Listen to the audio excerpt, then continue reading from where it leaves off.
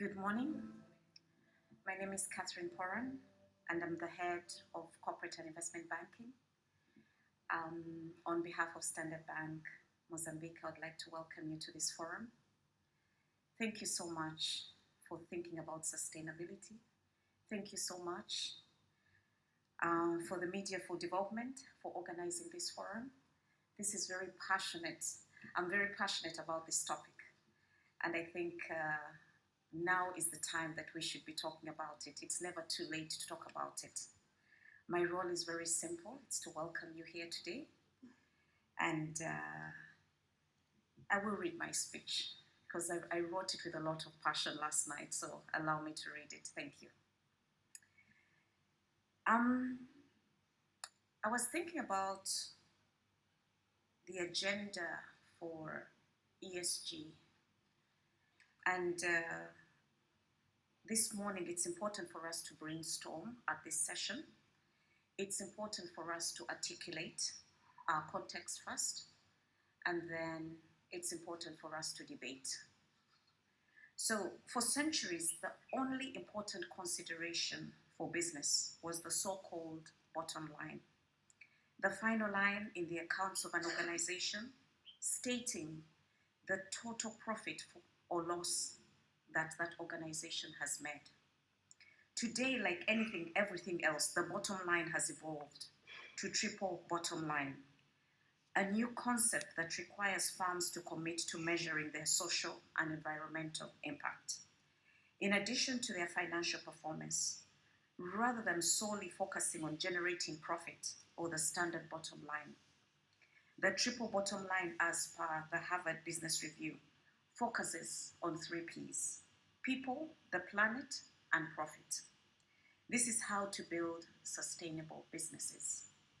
In other words, in addition to striving to succeed financially, socially, responsible companies commit to measuring success through their impact on people, employees, customers, and society at large, and the environment. Many organizations around the world are in the early stages of their journey to transition from their focus on the traditional bottom line to focusing on the triple bottom line. Our organization at Standard Bank, we are committed to ensuring that our strategy is consistent with our mission of driving the sustainable growth of Africa, but also to the contribution to society's needs and priorities as expressed by the UN SDGs, the Paris Agreement, and the Africa Union Agenda. Some people tend to look at business sustainability initiatives, popularly known as corporate social responsibility, as a financial trade-off. But it is important to have the view that business sustainability is wise financial strategy. In other words, there is good in companies doing good for their people and their communities. And as I reflect, I think, why should businesses in Mozambique care about ESG today? Investors. Today, businesses are rated on their ESG performance, and investment advisors quantify ESG to make investing easier. Therefore, organizations must do what's necessary to achieve great ESG performance. That involves doing the right thing and then increasing awareness about good things that we should do. A strong ESG proposition helps companies tap new markets and expand into existing ones. When governing authorities trust corporate actors, they are more likely to award them access, approvals, and licenses that afford fresh opportunities for growth. A strong ESG proposition can help companies attract and retain quality employees, enhance employee motivation by instilling a sense of purpose, and increase productivity overall. Employee satisfaction is positively correlated with shareholder return. ESG also offers a competitive advantage. Companies participating in ESG are gaining a competitive advantage. ESG metrics are also important to consumers, employees, lenders, and regulators. Company leaders who make efforts to improve labor conditions, promote diversity, give back to the community, and take a stand on the socio-economic issues that play a major role in strengthening a company's brand.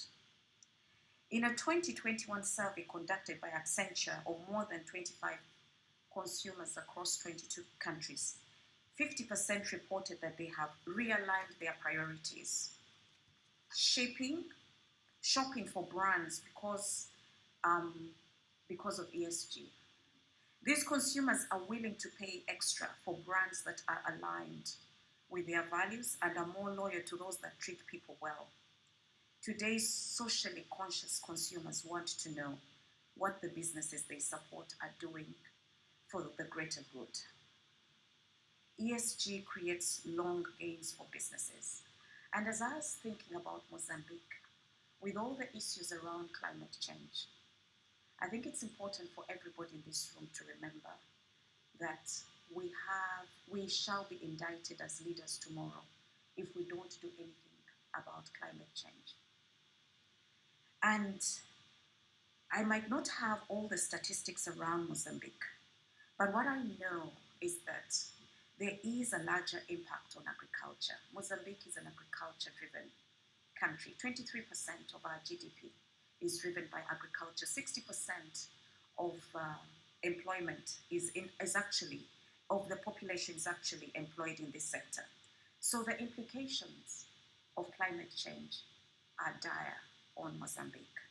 It's important for us to understand that the destruction of forests, natural vegetation, increased pollution can adversely affect the environment, change our weather pattern, and affect our entire sector. And Mozambique depends on it.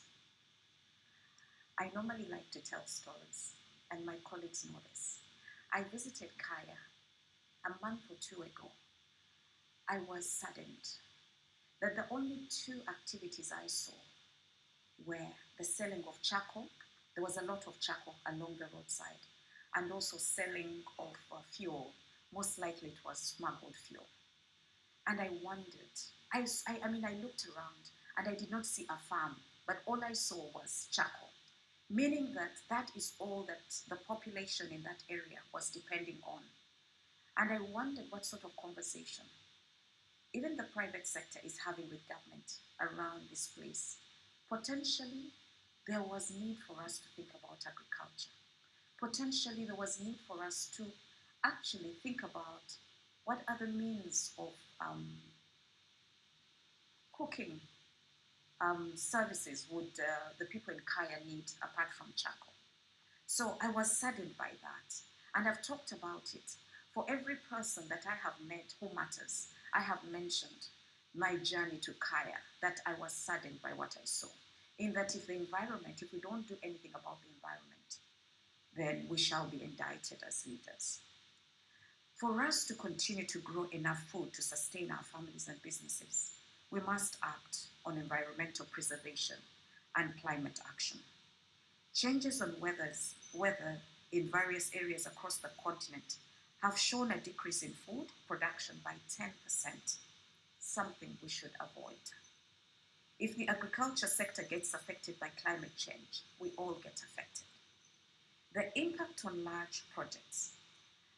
So, recently we've seen new regulations and penalties on environmental breaches. Among the key aspects to note is the need for production today to ensure that they're undertaking the necessary environmental and social impact assessments to support their business operations. Failure to do so will attract massive penalties.